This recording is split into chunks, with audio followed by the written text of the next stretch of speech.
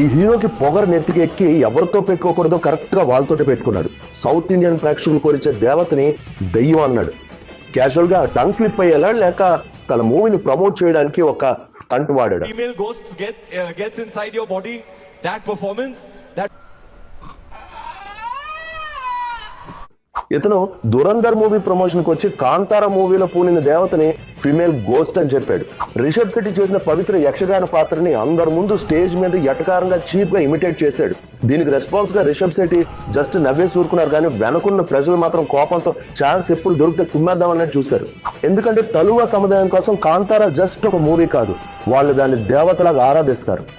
అలాంటి దేవతని international media ముందు ఫిమేల్ గోస్ట్ అని జోకులు వేయడం అనేది సౌత్ ఇండియన్ వాళ్ళ నమ్మకాలు, వాళ్ళ ఎమోషన్స్ తో ఆడుకోవడమే.